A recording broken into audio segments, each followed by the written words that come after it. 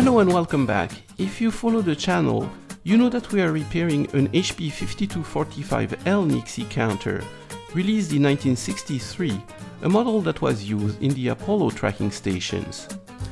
In the previous episodes, we repaired the main instrument, several 500 MHz plugins, and a 3 GHz plugin. Then we took a well-deserved breather and enjoyed opening a new in-the-box 50 MHz amplifier plugin.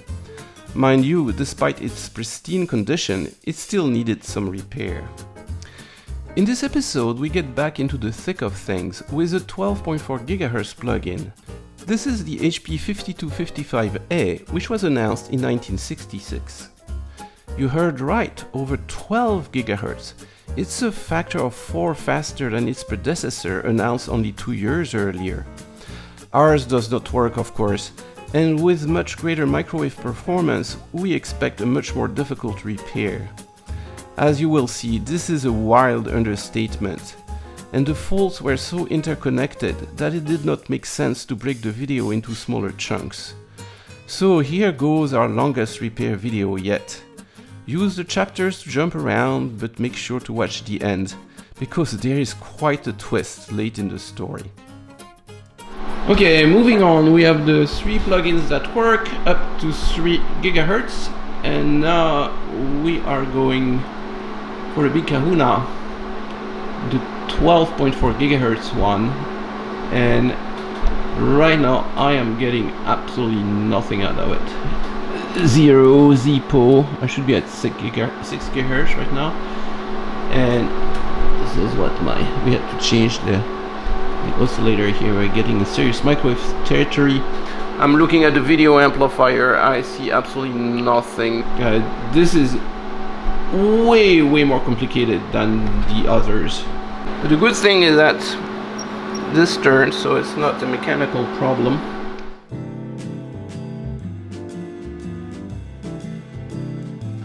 Although much faster, this unit is still working on the same principle as the ones we repaired previously. It is a frequency converter, which down converts the incoming signal to a frequency low enough so that the counter can count it. For that, it uses a mixer, a common RF circuit, which generates the difference between a reference frequency and the unknown signal. The resulting difference is then counted by the main unit. The user can then find the unknown signal frequency by adding the currently selected reference frequency, indicated on the big dial in steps of 200 MHz, to the reading on the meter. The basic architecture of the instrument is therefore similar to the one we explained in more detail in episode 3.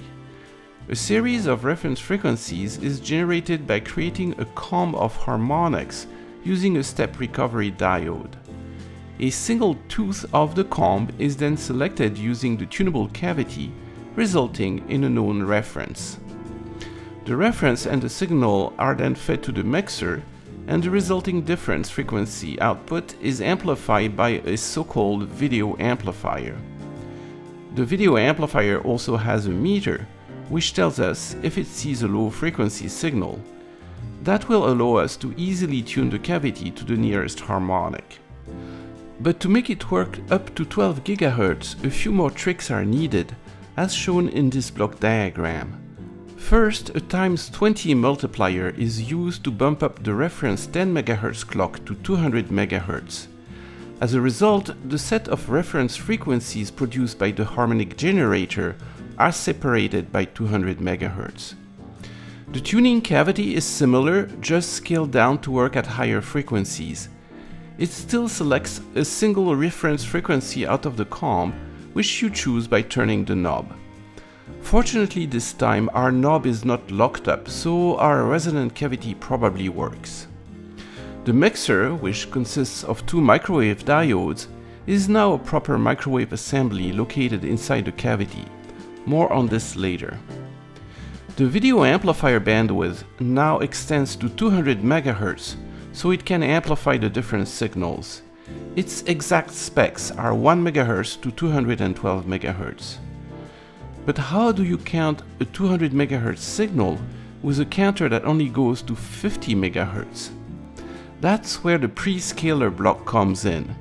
It is just a divide by 4 stage made with flip-flops. As we saw previously, our 1962 main instrument struggled to have its flip-flops work at 50 MHz. But now it's 1966 and much faster transistors are available, making a 200 MHz flip-flop possible. So they stick 2 stages of flip-flops in the prescaler, dividing the frequency by 4, bringing the signal to less than 50 MHz, which the counter can count. But although it can count it, it will give us a reading that's 4 times too small. That's where the gate extender block comes in. It tricks the main instrument into counting 4 times longer than usual, giving us the correct reading after all. As we'll soon discover, this unit is in particularly bad shape. Although the cavity seems alright, the balance mixer, the video amplifier, the tuning meter and the gate extender are all toast. Sorry for the spoiler, but this advanced notice might help you make sense of this very arduous repair video.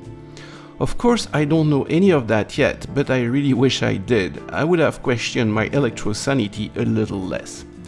So back to our lifeless instrument. Not seeing any output signal, we'll start at the beginning by checking the multiplier. So I'm going to get into the top assembly, which I think is where the multiplier lives, because they tell you the number of the boards. This one is going to be a challenge. Alright, oh yes, ooh, look at that! Ooh, that's pretty. Very fancy. I see a 10 MHz quartz crystal, and I also see that we're going to suffer to test those because you only have access if you pry them out. So this is an advanced plugin. The multiplier doesn't just amplify the 10 MHz reference from the main instrument. It regenerates it with a PLL that phase locks on it. And if phase lock is not achieved, it generates an error signal that shuts down the whole plugin.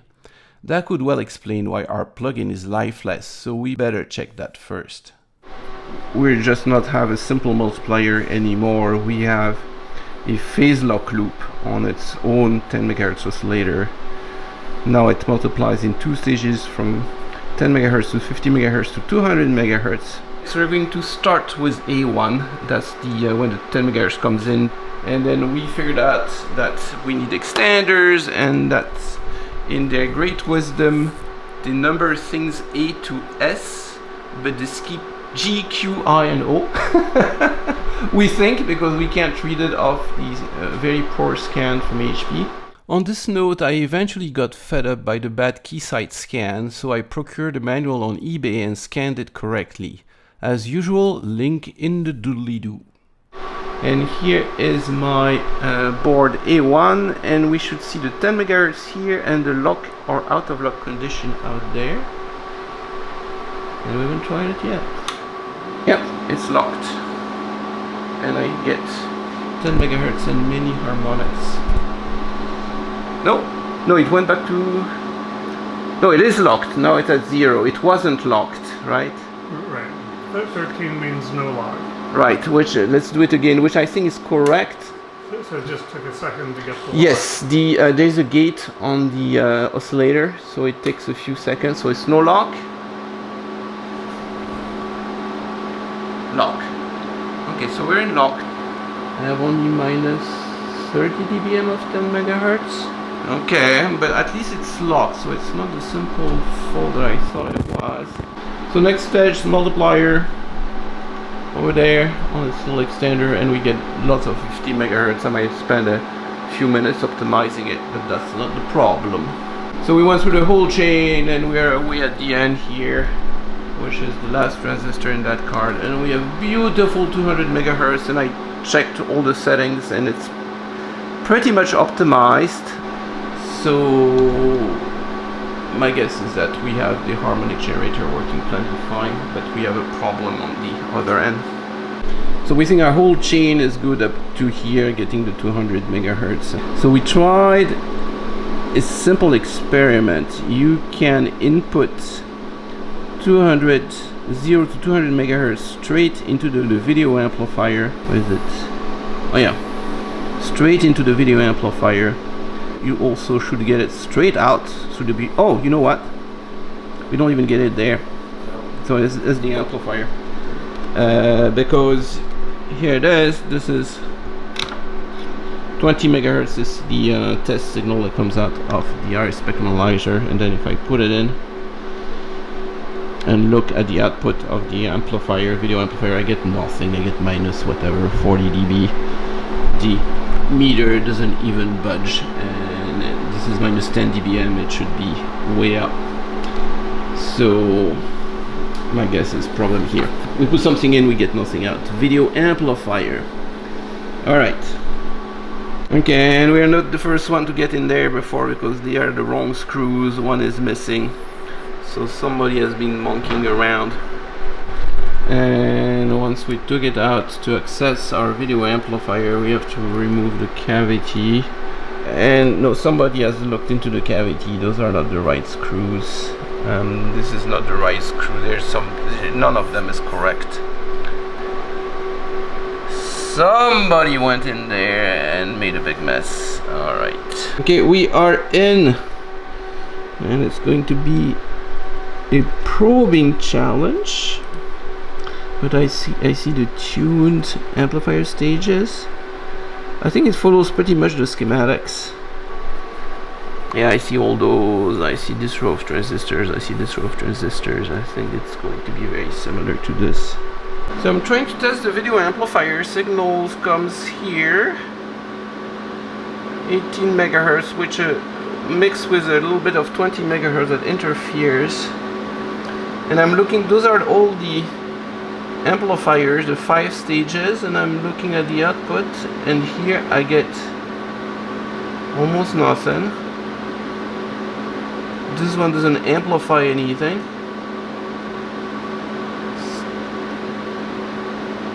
I got something here for a second. It's as if it wasn't even turned on, but I checked the voltages, they were there.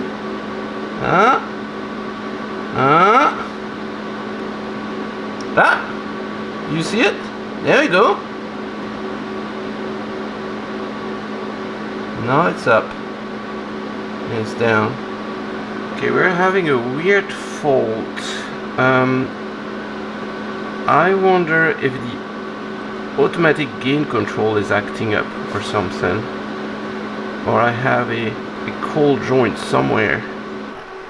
I am starting to suspect, well, basically everything, because of some kind of intermittent fault, but I'm suspecting heavily that the AGC circuit is faulty.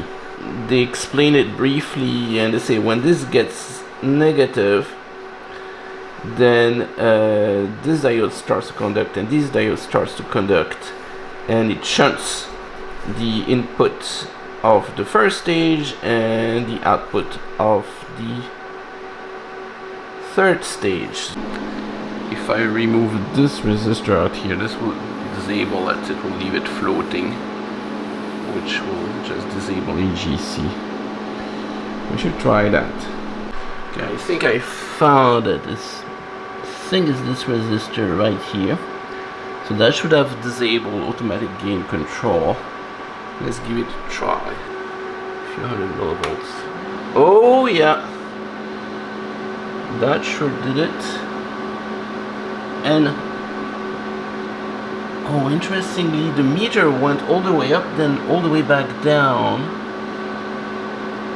Well, that's interesting. Wee, all the way up. It goes down. Okay, I have further problems. This is 0 to 500 hertz looking at the output of the amplifier. So now finally I see something, but it's oscillating like crazy. And I have no signal in. And if I push that guy, it disappears. What? All transistors?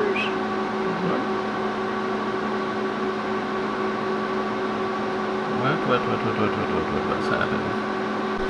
Okay, so it turns out these high-speed transistors are socketed, so you can pull them out. I pull Q5 and I'm out of oscillations now. But look over here. If I probe after the first transistor, I have my signals right here. I probe after my second transistor, it's getting bigger, so it's being amplified, that's fine. If I poke at after my third transistor, it's not there. But not all the time. Yeah, it comes back from time to time. Okay, I might have found something. I'm monitoring the DC bias. Went up.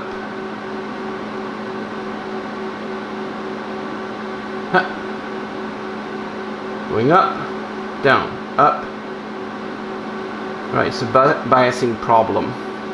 So it would be, I was probing on the third transistor over here, and that should be close to, yeah, 8 volts. That's down from 15 volts today.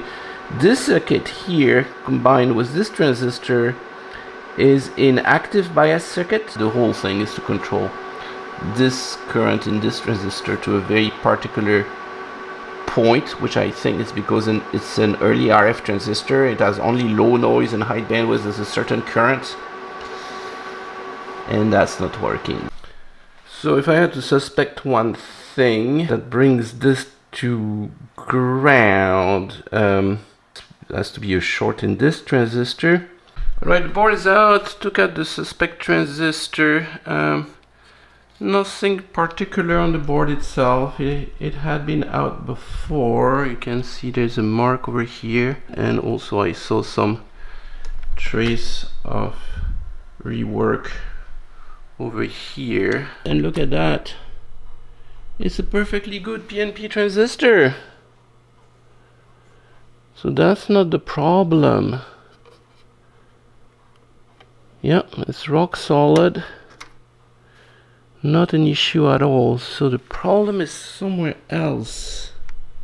Okay, I'm testing it on the bench now because this is becoming so difficult. I have just, out of caution, changed the 1 microfarad decoupling cap here. It's still tested as 1 microfarad, but the Q was a little low. So why not? I put my transistor back. And now I have made half a step forward and half a step backward. And look at the DC bias. Now it's back to good. It's 8 volt and it's continuous. So we have the first 3 stage powered. And whatever I did, changing the cap, resoldering the transistor, made that bias work again. However, if I go to AC and I just get the wave generator off, I'm self-oscillating at 200 megahertz. Alright, so right now I am stumped. I can make the amplifier work up to the third stage. Wave generator is my signal. My 18 megahertz signal. So that works fine. However, as soon as I put a 4th transistor, I get the nemesis of the RF designer, the circuit that oscillates at 240-50. And I tried everything. I tried to put different transistor, little beads in the bases of the transistor to slow them down, and nothing does it. So at this point I am wondering if my circuit is inherently unstable and it will not work without the AGC. Right now I have the AGC feedback loop open, and I'm wondering if that explains why they put this additional attenuation right here to prevent the whole thing from oscillating. And I reconnected the AGC back, and there is an easy way to check when I have only the plus 13 volts, there is no AGC, and the only thing that does the AGC is the that uses minus 15 volts is the automatic gain control. So I'm going to turn the minus 15 and broop. It did bring the gain lower, but it's still oscillating. I still see that in the back. Okay, I finally managed to make the thing partially behave, so it's not oscillating, and if I put my waveform in, it comes out. And in order to do that, I had to do so many things. I had to tie my inputs to the ground. I had to change the ground location. These two sides of the board need a ground tie, which is usually done by the enclosure, but I had tied from here to here. It makes a difference if I tie it from here to here. I replaced two of the electrolytic caps, and in the end, to make it actually work, I had to put one slow transistor in the chain of 5. What is it? 400 megahertz one in there, and that was enough to calm it down. So I probably have less gain, but for now it's actually amplifying as it should. So what I'm going to do is something I hate to do usually. I'm going to replace all the electrolytic caps with the multi-layer caps and see if the decoupling gets better. Okay, it's recapped with multi-layer capacitors. Not that these ones were particularly bad, but I am out of good ideas right now, so that can only improve stability. So trying after the recap, seeing if we get things okay. Yeah, did work, and I can see the AGC starting to kick in. So that's good. Let's see if it's enough that it can tolerate the better transistor, and my guess is that the answer is no, but we'll see. Okay, that's the original transistor. Oh yo, it's oscillating. So not the caps, not very surprised, but maybe the better ground in the enclosure will make it stable enough. Anyhow, we have enough that we can continue. Well, this thing is haunted. It works now, but if I tighten this screw, or that screw, or that screw, it disappears. Some kind of short circuit beneath it. Okay, when you look at it, there is not much that sticks out. And thinking of it, I think what happened is that you look at other places in here, there's a cardboard underneath. When they repaired it, they didn't put it back, which would explain also why the screws were not the originals. I just put some tape. And that also might be why I had this intermittent fold before. That would explain a lot. Okay, finally, I think it works. Not oscillating. And here's the output. This is still with my low gain transistor here, my slow transistor. Let's see if the additional ground stabilized it enough that I can put the original transistor back in. Okay, original transistor back in. Is it going to oscillate or not? Oh, it's good. So just the ground is enough to make it work. You can tell it's trying to oscillate, but it's just on the verge of being unstable, but it works when it's grounded in this little enclosure. Okay, so I think we have the amplifier repaired, the video amplifier back to normal, all original transistors. And then one more thing I have to do, since I've changed the transistors and everything, I need to retune it. So I will change that from the scope to my tracking generator, which is the kind of the very first video I ever made, and that got me into this channel. So what this guy does, it input a signal that tracks with the RF spectrum analyzer, and right now you can see it's not very flat, so I just have to tweak that until I guess it's flatter. That helps. Okay, here we go. After a little bit of tweaking, I got it reasonably flat. It's not the fastest of all amplifiers, but it should be good enough for this instrument.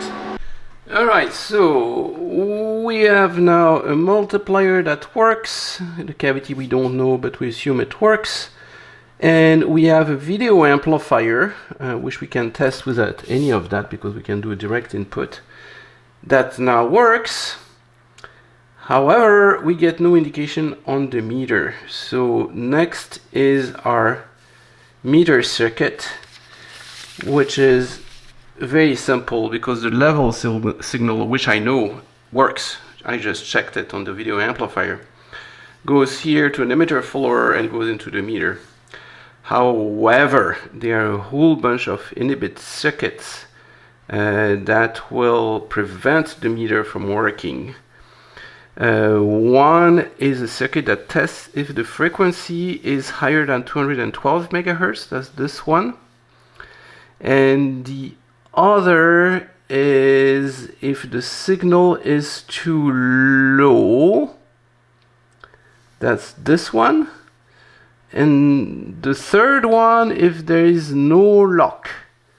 But we check that we have a lock signal. So there's 3 ways to inhibit the level meter. So what I expect is that the level will work, but that it will be inhibited.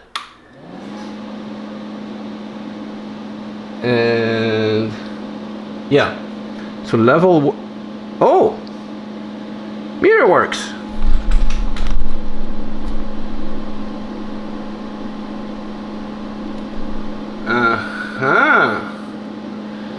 So you can vary the input level and the meter will work. And will I count anything? I do! I bet what's happened is the same as in the video amplifier. There is a cardboard that's missing in here. I bet this was short-circuiting. We might be working. Okay. Put our board back with a new piece of cardboard. There we go. And see if that works. That was the problem. Okay. Yes, it works. Wait. Oh, that doesn't work. It should tell me 18 megahertz and it gives me 4.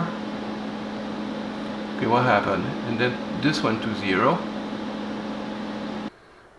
It works for a second and then it goes bad. Whoop. No. A second ago I had it working for a second and I have no signal. See if I can de-inhibit it. Let me undo the inhibit so that I don't have to worry about this. So back to square one. Remove, figure out where R11 is and remove it. Alright, so I have disabled the inhibit, so that's a little resistor dangling over here. So now it's behaving a lot better. If I'm doing more or less signal, it goes up and down. So that's all great. It's right at, yeah, it's right at 10 millivolts where it should be. And as soon as I'm in the green, it starts counting. Now, I do have one problem, is that it should give me 12 megahertz, but it gives me 3. If I put it at 16, it gives me 4. So good news, my prescaler is working. It's dividing it by 4, as it should, but my gate extender is not working. It's supposed to compensate for that. It's not doing that. So I appear to have 2 faults. One definitely is I'm not getting the signal that should control the inhibit correctly. And second, my gate extender is not working. I'm counting divided by 4, but it should multiply the counting time by 4 to compensate for that. Other than that, we are counting. So once again, on our control card, we check that if we defeated this inhibit, then the signal passes through the transistor and I have a meter indication. This is the circuit that checks if the frequency is above 212 megahertz to prevent getting false harmonics. This circuit is actually a comparator, but made with transistor instead of being made with an integrated circuit. Our input frequency comes over here. There is a high pass filter here and a low pass filter here with crossover at 212 megahertz. When it's below the cut point, this transistor will conduct. When it's above this cut point, this transistor will conduct. So I should see the two voltages on the two resistors here flip-flop when I increase the frequency and pass over the cut over. And I've set myself on the two resistors in question. Well, that works beautifully. That's at 223 megahertz. And that's at 201 megahertz. So this circuit that detects the frequency is working fine. Yet I had to disable it. Something is wrong with what follows here, or it could be somewhere in here. Let's test Q3 and Q4. We have two to compare, fortunately. Alright, the two transistors in our comparator. By the way, this one had already been changed, and so my money is on this guy, the one on the left. So those are garden variety PNP. Right, it's a transistor. Left, it's nothing. Is it connected?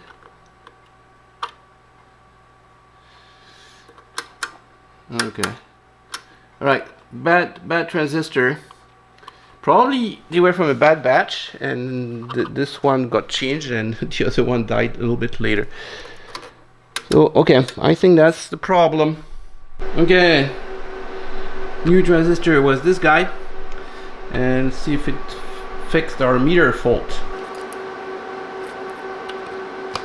Alright, here goes nothing. Meter indication. It is stable. If I change the level, goes up, goes down. Let's go up 200 and yep, 230. Yep, it killed it. So I guess the next step would be that we get the correct measurement here. We still don't have the correct measurement. Our gate extender is not working. Alright, so we got 2 cars repaired. There's still one that's not working. Alright, on to our gate extender, and it's a flippy floppy. It's a divide by 4, so straightforward differential amplifier, common mode amplifier, 3 flip-flops, and some gate drivers, and there's a start gate, stop gate, and that runs very slow, so that should be easy. And I took the card off, and look at what I saw. You see something wrong with it? There's a transistor that's being knocked out, and gee, I don't know what happened to this unit. It the technician from hell has handled it. Put the bad screws, remove the insulators, knock the transistors off. So I'm going to try just to push it back up. Little transistor. Or a thing. Okay, so this thing is built like in the schematics. Amplifier, first flip-flop, second flip-flop, third flip-flop. I'm just doing like the other debugs. Input signal, make sure it's there. Is it amplified correctly? Does the flip-flop work? And input signal, it's amplified beautifully and is divided by 2. First flip-flop works. Move my probe to the second flip-flop. Does it work? It does. On the the third flip-flop stage. Ta-da! Works beautifully. So I have an inkling that the card works, but the external trigger feature of my meter doesn't work. Do I have another inhibit problem? I have to see how it goes into the counter, how it interfaces. Enable from counter plugin bias, pin 14. It doesn't say where that goes. Enable from counter. Oh, so it must be a signal that goes in when we select the plugin position here, and once this is on, then the normal gate is inhibited and it works off the other gate or something like that. It's unclear what it does because there's a 2 diodes, so there's a wired OR here. Where does that go? Enable from counter. I bet it's one of the pins at the back. Which one?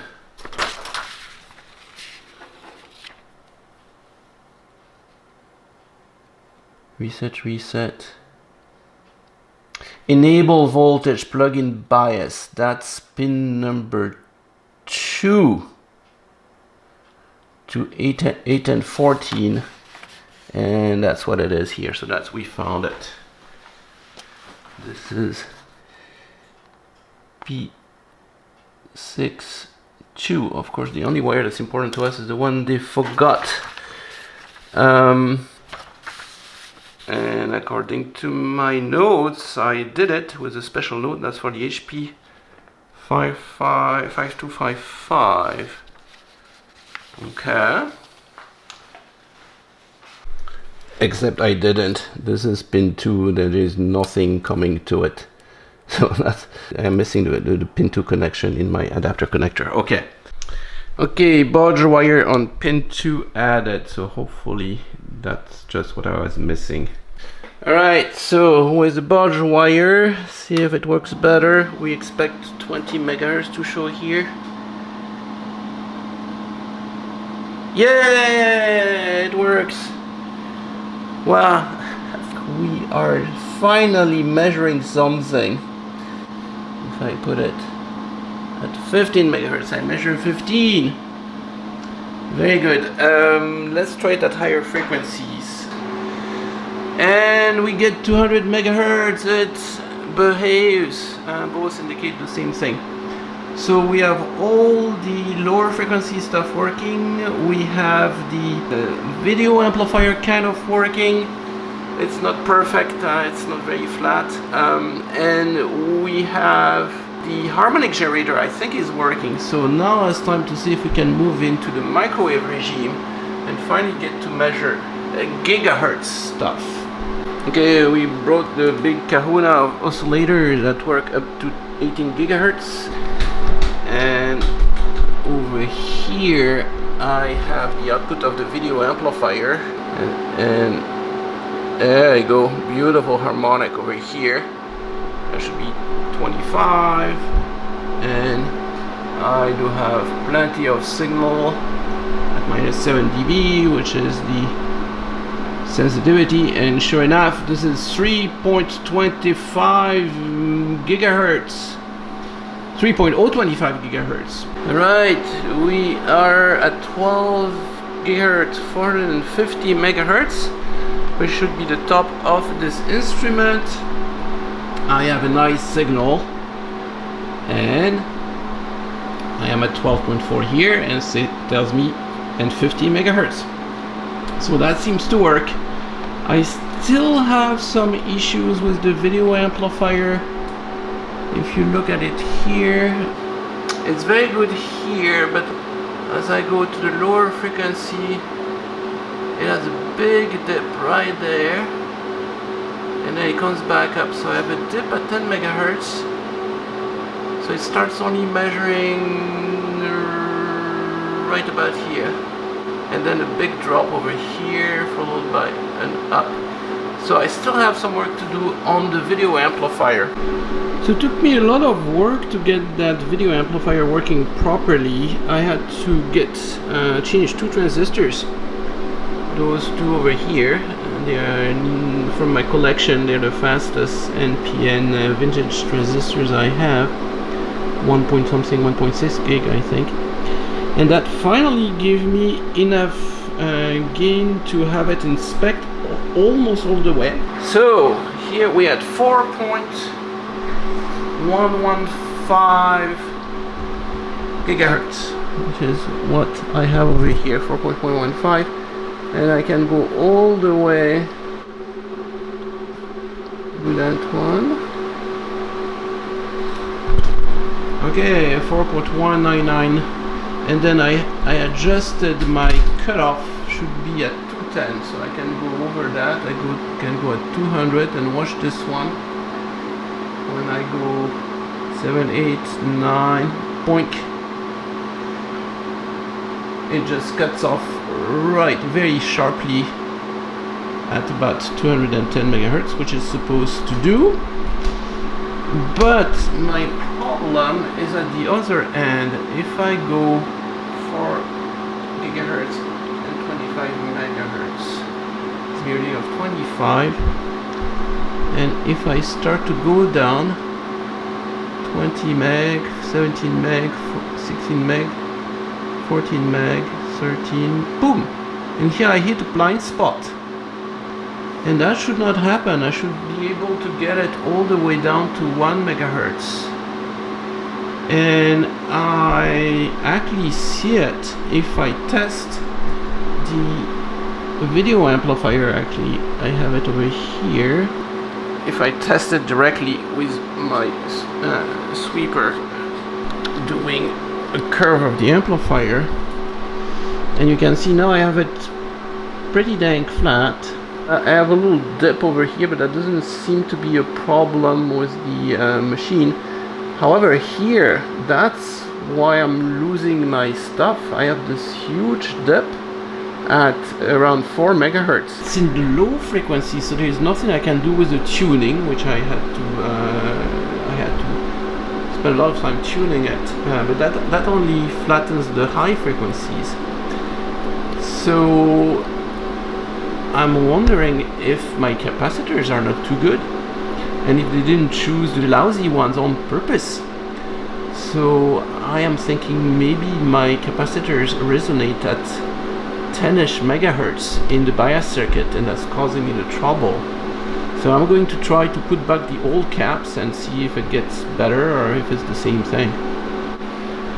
Alright, I'm trying to get the last wrinkle ironed out. I have this blind spot from maybe 2.5 to 12 megahertz, which is annoying as hell. I kind of see it probing the thing too. So this is my, actually this was a restoration within a restoration. This is my Tech FET probe that spreaded 2 new transistors because they were dead. I have to buy the same surface mount transistors, but here we go. If I go in, perfectly flat on the input.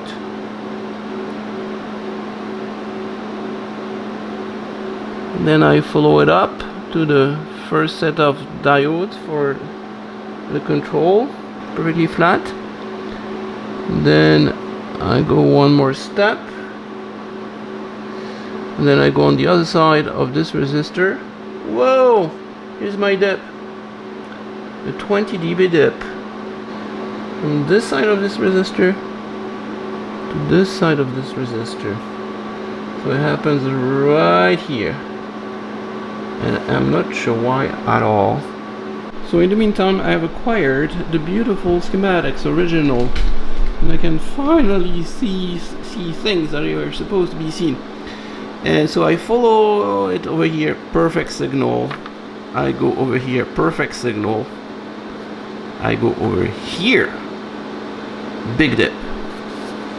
And they ain't that many things except this diode, this capacitor, which I changed. It was one of those electrolytics I changed, made no difference. So what gives, right? It's either something that happens over here or just a diode. Huh. Now it's flat. And what I did is I kept removing stuff until my bad resonance disappeared. What makes it nice is if I remove this resistor. So that's the source of my problem is over here, which is the bias transistor. So here I have this weird problem that this transistor makes a huge notch in the input curve. I wonder how that can possibly happen. Is the transistor bad in some fashion? That is so freaking weird. Okay, so I replaced it with another garden variety PNP. That looks exactly the same on the curve tracer, but wouldn't you know it, if I probe the thing now, it's perfectly flat. Now that's news to me, right? It's developed a problem with capacitance or something that was totally invisible. Well, let's power up the thing and see if it fixed it. Well, guess what? My dip has returned. And that's with the new transistor. And I thought I was going mad. Except now I can make it disappear.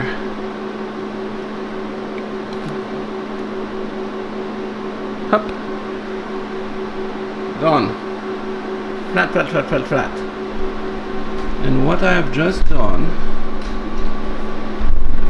is disconnected one of the inputs to the balance mixer, which has two inputs which are balanced, so it shouldn't make a difference which input that is. But now it's reconnected, and here's my dip, and if I try to measure 4 MHz frequency, I'll get nothing. And now I'll disconnect it, and now it's flat. Something is wrong in another part of the circuit. Something is wrong with our diode mixer inside the cavity. That should not happen. And it makes a little more sense of this transistor story that made no sense to me. So we get to explore a new area in this machine that we hadn't touched before. The mixer is in here somewhere. And gee, if it's the balance mixer that has a problem, then that gets really, really hard because there's almost no components in there except a very, very special diode that are A, hard to find, and B, easy to burn because they are right at the front. So if you put too much power, you'll zap your diodes. So balance mixers, yet another piece of incredible RF magic. And these are those two diodes basically. So they just pick up whatever is in the cavity, and there's a strong signal from the local oscillator, and it alternatively turns the diodes on and off depending on the polarity. And during that time there's the smaller signal, which is the input, that just gets on that path when that diode is on, and on this other path when this diode is on, and then you basically chop your input into opposite polarity at the rhythm of your mixing frequency. If you go through the math, it gives you the sum and the difference of the frequency. It's just sign magic. So either a bad connector, a bad connection here, or a bad diode. And if it's a bad diode, that's bad news, because those need to be balanced, they need to be selected. You need 12 GHz diodes, right? You need to have them flip as fast as your local oscillator here. Okay, let's look into that. And in my beautiful new old manual, I found the diagram of the mixer. So it's this little square box that hangs on the side of the cavity. Where's the diode? This is a diode, and here is another diode. So those are those two diodes, and here it is in the component list. It's a single item: mixer cavity assembly, not recommended for fuel replacements. Basically, don't touch it, right? So, which is of course what we're going to do.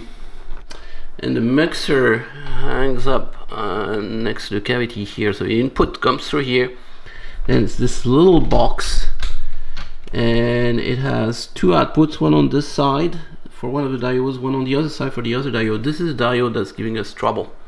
Well, there are screws, so we can always try to look in there. Wish me luck. Oh, I opened it up and I'm greeted with weird mechanical parts for RF, but I think I have been had. There should be a diode, and there is no diode. It's been removed. That's my problem. Somebody has stolen the diode. It should be attached right to this thing. I'm supposed to have this, the special diodes, this, which is probably just a gold pin, and a little washer, so it makes contacts with this, and then a little stop. And I have none of that. I have this, that has been removed, and oh, this is connected to the cable. That's correct. So somebody has pilfered this thing for the diode. That's what I have. I have an unbalanced mixer. I have half of a mixer. So I suppose if I just don't connect this thing, it will work better. And will remove my dip. Huh. Yeah, I guess I'm just working out of a single diode instead of two.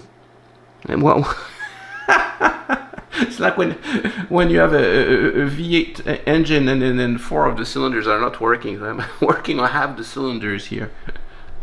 Alright, so see if I'm understanding this correctly. I'm missing the diode. It's not going to contribute any signal anyhow. So I just disconnect it, and that will get rid of my dip. I'm going to work on one out of two diodes of my very unbalanced mixer, and I should get rid of my dip. So I am at 4 gigahertz and 50 megahertz. So let's try to optimize it. So I'm looking at there you go, plenty of signal. And guess what? It tells me 50 megahertz. I made the video amplifier so good, I think that's why I had so much trouble getting it in spec, because I didn't have enough signal out of the mixer. But I ended up putting better transistors, so let's go down. Yeah, it's supposed to be at 4 90 megahertz on the shows. And here is where I had the dip before. No more dip. There you go. 7 gig, 5 gig, 4 gig, 3 gig, 2 gig. And it's supposed to go down to 1 gig, and after that supposed to lose it. Well, actually here I am. So I went right through, didn't lose any signal. This is 4.1. let's see if I can get even below that. It's not supposed to. Let's see if I can go down. Yeah, 600 kilohertz. Okay, wow, it's going really low. Yeah, okay, so it's cutting off right here. You can see it, the needle is going on, off. So I can go down to 200 kilohertz, which is way past the spec of the instrument. So man, we repaired it as much as we could, but we had the technician from hell just do all this bad thing in the machine, and then steal the diode. Dang. Okay, she's all back together, all cleaned up. All the screws that didn't belong has been exercised, replaced by the correct screws. The screws that were missing were added, and of course it's working on one diode instead of two. So I've just disconnected this one until I find an extra diode for my microwave diode for my balanced mixer. But let's see if she can work without crutches. And oh, sure enough, 4 gigahertz, 2074, 207, and 0.4 to 07. I put 0.01 so it jumps to the next, instead of having a series of 9, it jumps to the next round digits here. Let's go all the way to 12 gigahertz.